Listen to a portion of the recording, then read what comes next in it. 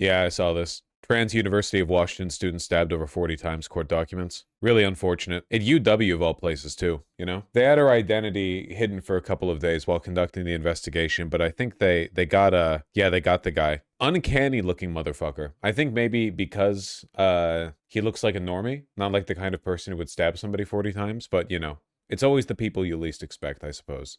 Not really. At least they got the guy. Yeah. Hopefully the guy gets the book thrown at him. Well, he did stab a university student 40 times. So, yeah, that's usually the kind of thing. Well, then again, I don't know. The way prosecutors are in the lib states, who the fuck knows? Maybe he'll get 6 months community service. We'll see. Due to serious mental problems outside the stabbing. Oh, do we know? Hold on. Is this another one of those this guy's been arrested 17 times in the past 2 years kind of deals? What's the name of the Christopher Leahy? Leahy! I'm noticing. $10 million is bail. Jesus Christ. First degree murder. Do we have any information on the rap sheet on this guy? Somebody in chat implied first degree murder, 10 million bail. During the hearing, defense attorneys argued Leahy should instead face a second degree murder allegation, disputing whether the killing was premeditated. Okay, bucko. All right. Well, as a defense attorney, you have to do your job and get the state to prove their mettle, but nah, it's not going to work this time. I mean, it's their job. Yeah, getting mad at defense attorneys for doing their job has always been a sign of low IQ, reactionary, war on crime behavior. How dare the defense attorneys force the state to prove their case, you know? We know he's guilty. Yeah, well, that's how the damn system works. It's harder to prove premeditation. Yes, that is true.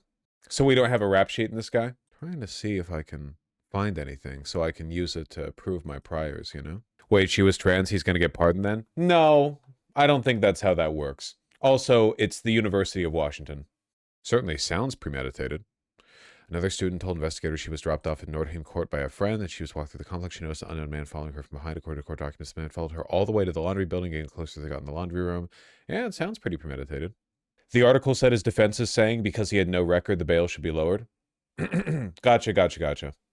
I was looking for the word record. I guess I just didn't see it. Well, he has a history of stalking. A history of stalking? Light history. Well, yeah, stabbing somebody 40 times is still enough to get you a pretty high goddamn bail. So he was in Seattle from Bellevue. They truly are sending their worst to our fair city. Nuke Bellevue. Variable bail is so stupid.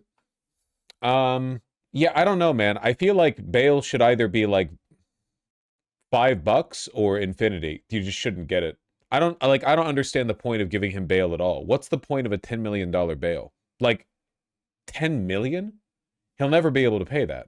So it might as well be no bail. I don't get it. So what, if he was like the child of a wealthy family, then he could get free? Like, that doesn't make any sense. What is the, like, we're entering an abstractly high amount where only being wealthy would spare you here, but that doesn't really have anything to do with the likelihood. If you can put up a $10 million bail, you could probably put up the money to flee the country and like live in Russia or whatever.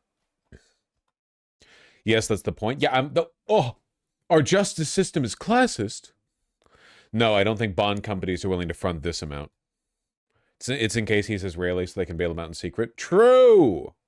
Anyway, I think stabbing a random woman 40 times in a laundry room is probably grounds for not having any bail post at all. You seem like a slight threat to society. A bit of a menace. You know?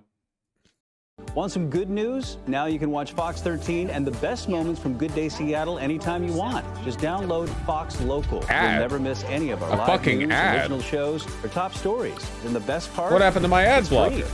I'll see you on Fox Local. Must be running it. We're following breaking news. Seattle police have just confirmed that the suspect in the deadly stabbing of a UW student at an off-campus apartment has turned himself in. Sean Chitness is live this morning in that area. Sean, what are you learning? Well, guys, good morning. It was just about an hour ago that we got those details from Seattle police confirming that they have a suspect in custody, and they told us that that suspect actually turned himself in. So this is coming after SPD released those photos of the suspect yesterday, giving us a clear look into what the suspect... What are views on prison abolition? I don't believe in it. I don't think anyone believes in it. The average person online, I don't know why, it's like a really weird all or nothing talking point where people online will be like, prison is inhumane, it's torturous, it doesn't do anything. there are better ways, but then their answer to every crime is exile. I don't really get it. Also, people are weirdly specific about rape. Like, for some reason, the big prison decriminalization people, or the prison abolition people, they're like, well, murder is a sociological illness caused by a variety of factors that can be addressed through better policy. So, like, if you murder someone, that doesn't mean you should spend the rest of your life in jail. But then with rape, they're like, no, just throw them in the hole or kill them or whatever. I don't really get it.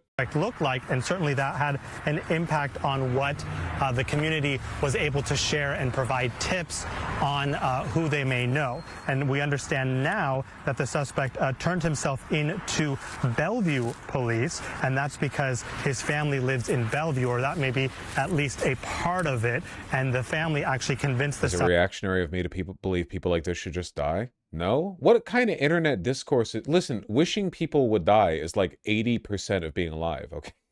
What are you talking about? What internet discourse are you engaging with to make you feel that way, you know? Suspect to turn himself in. So he was interviewed by SPD homicide detectives before being booked into the King County Jail. At this time, investigators still don't have any idea what the motive may have been, but they do say the suspect has a history of being in crisis. This is development in crisis? Okay, that's some info. Comes in the case just as people were coming together last night to honor the victim. It's just the chance of coming together as a community is kind of something we're really in need of right now. It just shows that transgender students are at risk and vulnerable and are an easy target. We feel like we really need to show out for, you know, our LGBTQ community members.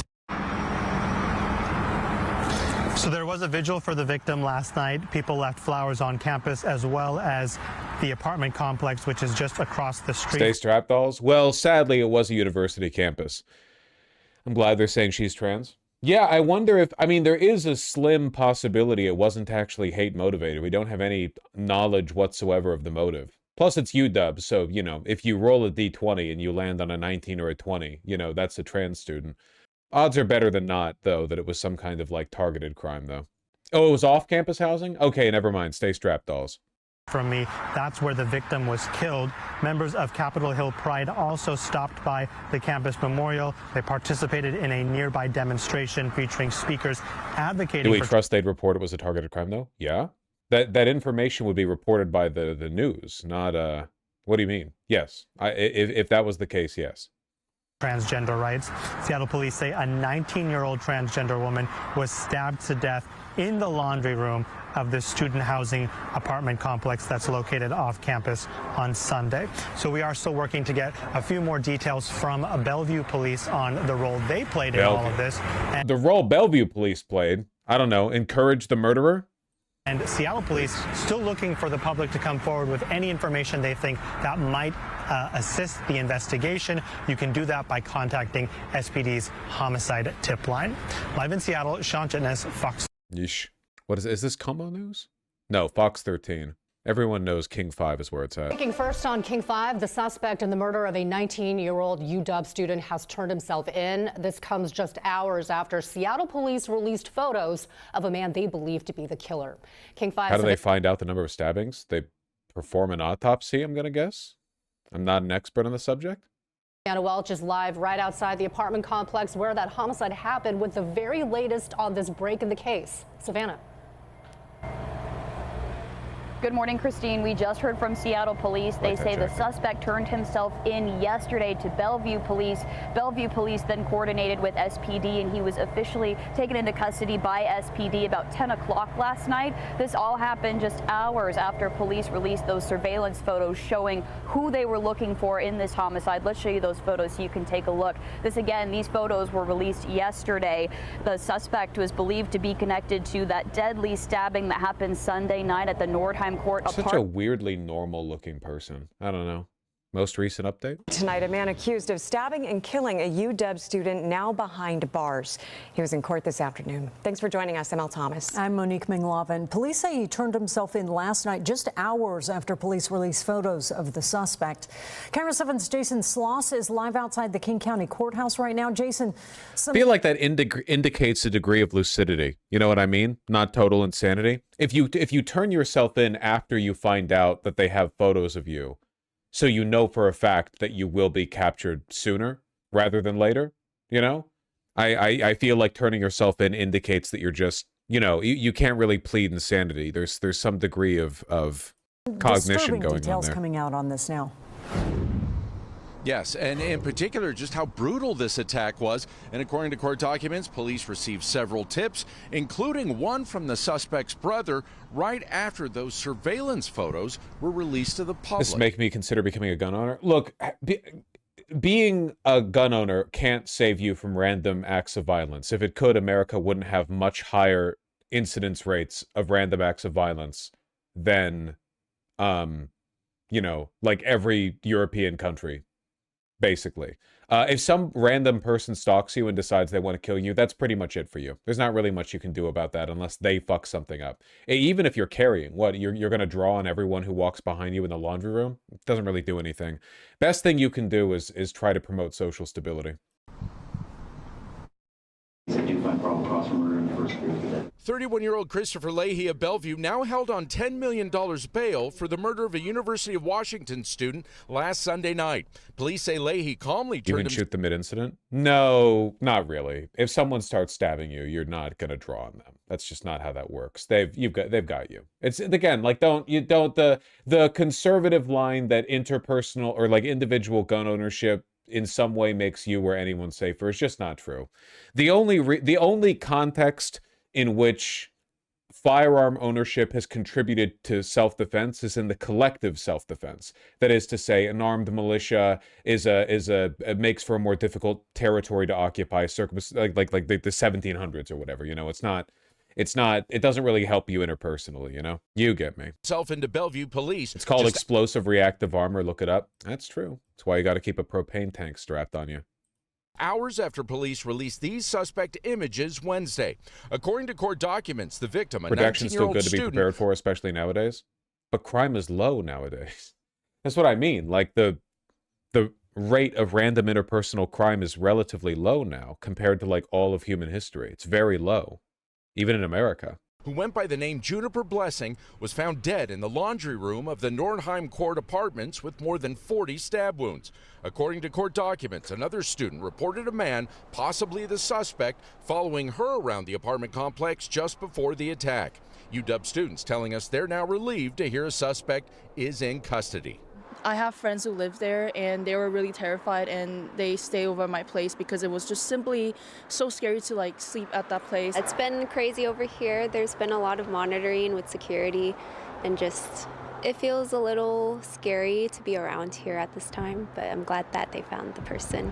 Right now, still no word on a motive for the attack. I understand that he's a previous student at University of Washington from 2015 to 2021. Oh. There's going to be a lot more details about this individual that come out in the coming days.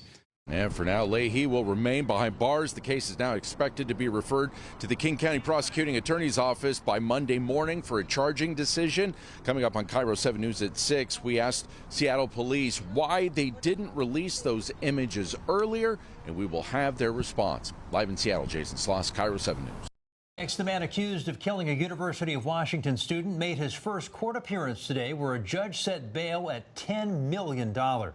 Good evening, I'm Preston Phillips. And I'm Molly Shen. 31-year-old Christopher That is Leahy a surrendered to statement police dress last right night, there. just hours after investigators released these surveillance photos showing Leahy at the scene of the crime. We have team coverage tonight, including Lynn Ann Wynn on the UW campus with reaction from students. But let's begin with KOMO's Jeremy Harris live in Seattle tonight with new details about the crime and the suspect. Jeremy.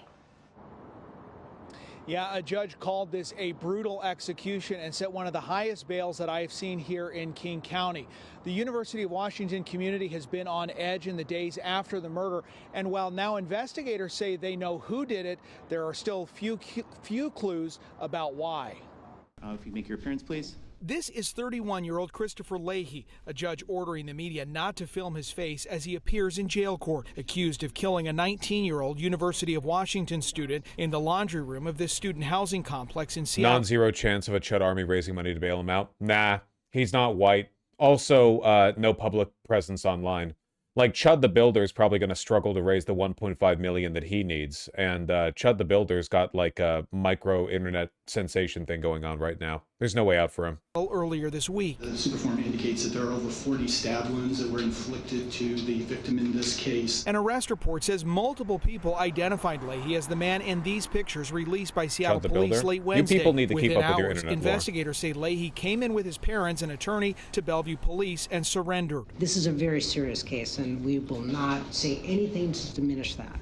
The reality is Mr. Leahy's 31 years old, has no criminal history of any significance. His attorney argued a bail of $10 million is excessive, but a judge granted the prosecutor's request. Irregardless of the fact he turned himself in, I appreciate the fact that he did that.